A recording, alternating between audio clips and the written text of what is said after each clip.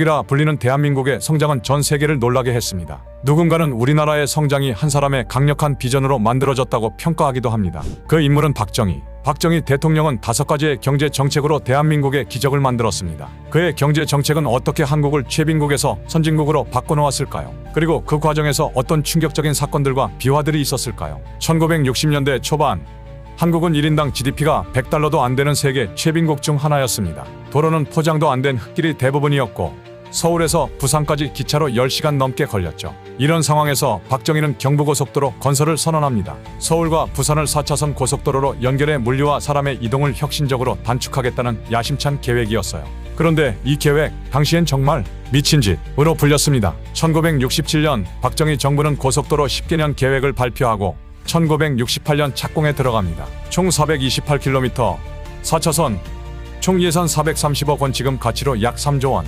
하지만 문제는 돈이 없다는 거였어요. 국가 예산의 3.5배에 달하는 철도 예산을 도로로 돌리라는 비판이 쏟아졌고 미국은 한국 같은 가난한 나라가 고속도로라니 경공업이나 하라며 원조를 줄이겠다고 압박했죠. 그럼에도 박정희는 밀어붙였습니다. 그는 일본에서 차관 대출을 끌어오고 국내 기업들과 국민들의 노동력을 총동원했어요. 건설 현장은 전쟁터 같았습니다. 노동자들은 하루 12시간 이상 일했고 사고로 수십 명이 목숨을 잃었죠. 하지만 1970년 7월 7일 경부고속도로는 마침내 개통됩니다. 서울 부산 이동시간이 4시간으로 단축되었고 물류 비용은 30% 이상 줄어들었어요. 이 도로는 한국 수출 산업의 동맥이 되었고 이후 포항제철, 현대자동차 같은 기업들이 세계 시장으로 뻗어나가는 데 결정적인 역할을 했습니다. 오원철 청와대 경제수석 당시 박정희의 최측근 경제 브레인 은 회고록에서 이렇게 말했어요. 박 대통령은 경부고속도로를 두고 이건 내 목숨을 건 도박이다라고 했습니다. 모두가 반대했지만 그는 도로가 없으면 공장은 죽고 공장이 죽으면 나라도 죽는다고 단언했죠.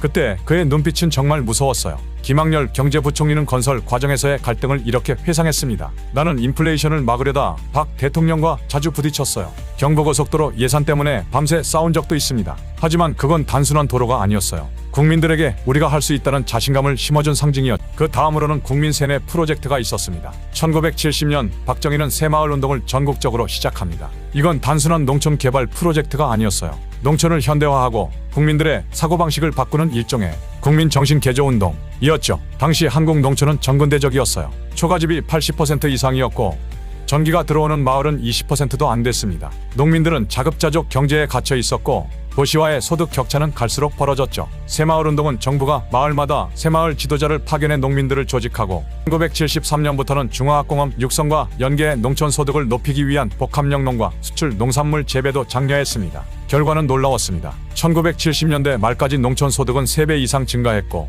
초가집은 거의 사라졌어요. 농촌은 현대적 마을로 탈바꿈했고 새마을운동은 한국의 산업화와 도시화를 뒷받침하는 기반이 됐습니다. 하지만 이 과정은 결코 평화롭지만은 않았어요. 정부는 새마을운동을 통해 국민들에게 하면 된다는 정신을 주입했지만 일부에서는 이를 국민 세뇌라며 비판했죠. 지금으로 보면 전국민 가스라이팅을 했다고 비판받았을 겁니다. 마을마다 새마을 깃발이 강제로 꽂혔고 참여하지 않는 마을은 지원이 끊겼습니다. 심지어 새마을 노래를 못 외우면 벌금을 내야 하는 곳도 있었다고 해요.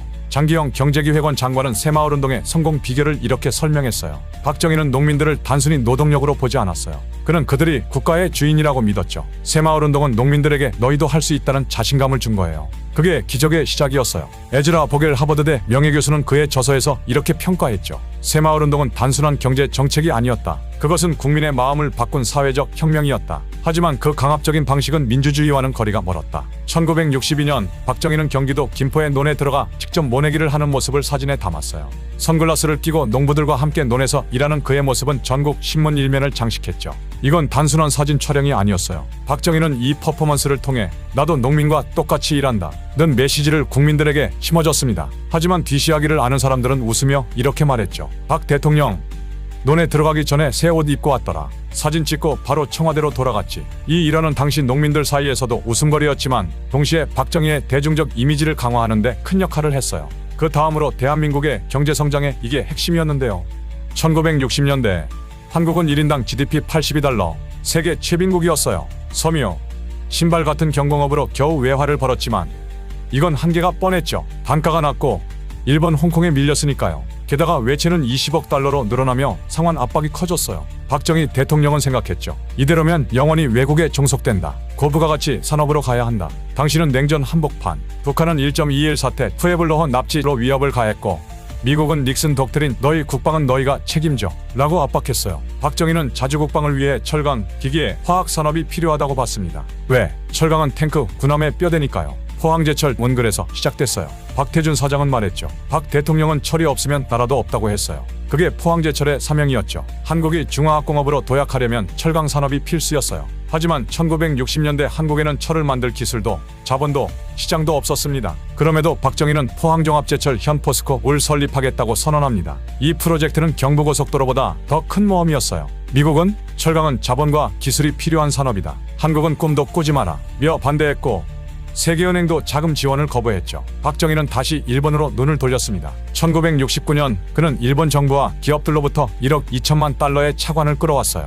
여기에 국민들의 세금과 기업들의 출자를 더해 1968년 포항제철 착공에 들어갑니다. 건설 과정은 험난했어요. 포항의 갯벌을 메우는 것부터가 난제였고 기술자들은 일본에서 파견된 엔지니어들에게 배우며 밤낮 없이 일했죠. 1973년 포항제철 1기 공장이 완공되며 첫 샘물을 쏟아냈습니다. 이 철강은 자동차, 조선, 건설 산업의 기반이 되었고 포스코는 1980년대 세계 5대 철강사로 도약했어요.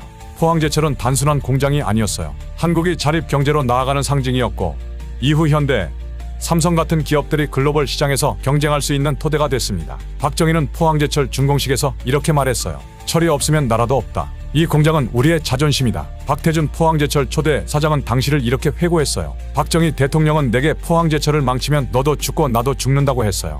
그 말에 얼마나 부담이 됐는지 몰라요. 하지만 그 덕에 우리는 죽으림을 다해 성공시켰죠. 린든 존슨 미국 대통령 온 내부 메모에서 이렇게 적었어요.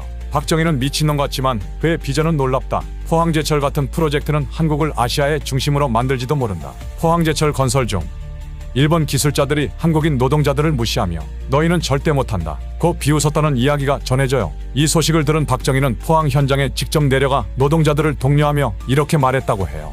일본 놈들이 우릴 깔본다. 우리가 그들보다 잘할 수 있다는 걸 보여줘. 이 일하는 노동자들 사이에서 큰 반향을 일으켰고 이후 포항제철은 일본 기술자들마저 놀라게 할 정도로 빠르게 성장했어요. 이 철강 신화는 지금도 포스코 직원들 사이에서 전설처럼 전해집니다. 넷째, 그는 한강의 기적의 설계도를 미리 만들었습니다. 박정희는 1962년부터 경제개발 5개년 계획을 통해 국가 경제를 체계적으로 설계했어요. 이는 소련의 5개년 계획에서 아이디어를 얻었지만 자본주의와 수출주도 경제에 맞게 변형된 한국형 모델이었습니다. 제1차 계획은 경공업과 인프라에 집중했고 제2차부터 중화학공업과 수출을 강화했어요. 제1차 계획으로 GDP 성장률은 연평균 8.5%를 기록했고 1964년 수출 1억 달러를 돌파했어요. 제3차는 중화학공업 비중을 50% 이상으로 끌어올렸고 1977년 수출 100억 달러를 달성했죠. 이는 1970년 10억 달러에서 7년 만에 10배 성장한 세계 최단기 기록입니다. 운영 방식, 경제기획원이 계획을 수립하고 재벌과 공기업, 한국전력, 포항제철이 실행했어요. 정부는 자원 배분, 목표 관리, 보상을 통해 동기를 부여했습니다. 박정희는 매주 경제장관 회의를 주재하며 진행 상황을 점검했고 목표 미달성 시 책임을 물었어요. 1960년대 말 경제기획원 직원들은 박 대통령의 눈빛이 무서웠다고 회고할 정도였죠. 이 계획은 국민을 산업화에 동원했고 1970년대 GDP를 600억 달러로 끌어올리며 한강의 기적을 완성했어요. 김학렬 경제부총리는 이렇게 말했어요. 5개년 계획은 박 대통령의 머릿속 설계도였다. 그는 숫자와 목표로 경제를 움직였다. 1962년 제1차 계획 발표 때 박정희는 국민들에게 라디오로 우리는 반드시 가난에서 벗어날 것이라고 호소했어요. 이 연설은 국민들에게 큰 감동을 줬고 공장과 마을마다 라디오 앞에 모여 들었다고 해요. 5. 외자 유치에 적극적이었습니다. 그래서 글로벌 자본과 기술의 마중물이 되었습니다. 1960년대 한국은 자본과 기술이 부족했어요. 박정희는 외자 유치와 국제 협력을 통해 이를 해결했습니다. 그는 외교적 통찰과 실용주의로 일본, 미국, 서독과의 협력을 끌어냈고 이는 1977년 수출 100억 달러의 핵심 재원과 기술 기반이 됐어요. 한일협정으로 일본으로부터 6억 달러 보상금 3억, 차관 3억을 확보했어요. 이 자금은 포항제철, 경부고속도로, 중화학공업에 투입됐고 일본의 철강 조선 기술은 한국 산업에 초석이 됐습니다. 베트남 파병으로 5만 명 이상을 파견해 미국으로부터 10억 달러 현재 80억 달러의 보상을 얻었어요. 이 외환은 울산 조선소, 삼성 반도체 같은 프로젝트에 재투자됐죠. 서독 광부 간호사 파견하여 2만 명 이상의 광부와 간호사를 서독에 보내 연간 1억 달러 이상의 송금을 확보했어요. 이들은 귀국 후 산업 현장의 숙련 노동자가 됐고 서독의 광산 기술은 한국 광업에 도입됐습니다. 박정희는 외자 유치를 위해 직접 해외를 돌며 투자자를 설득했어요. 1966년 서독 방문해서 그는 한국은 가난하지만 잠재력이 있다 며 차관 1억 달러를 추가로 얻어냈죠. 이 외자는 1970년대 중화학공업의 40% 이상을 뒷받침했습니다. 윤영섭 외교부 장관은 이렇게 말했어요. 박 대통령은 외국 정상과 협상할 때 당당했다. 그는 한국은 빌리지만 반드시 성공한다고 했다. 1965년 한일협정 서명 후 박정희는 비판 여론에도 불구하고 이 돈으로 공장을 지으면 국민이 이해할 것이라고 측근들에게 말했어요. 포항제철 성공 후 많은 이가 그의 결단을 인정했다고 해요. 자, 이제 질문으로 돌아가 봅시다. 박정희가 없었다면 한국 경제는 망했을까? 솔직히 말해 박정희 없이는 한강의 기적이 지금처럼 빠르게 혹은 이렇게 극적으로 일어나지 않았을 가능성이 큽니다. 그의 강력한 리더십, 과감한 비전, 그리고 때로는 독재적이었던 추진력은 한국을 최빈국에서 산업 강국으로 바꿔놓았어요. 경부고속도로는 물류혁명을, 새마을운동은 농촌과 국민의식의 혁신을, 포항제철은 중화학공업의 토대를 만들었죠. 하지만 비판의 목소리도 있었어요.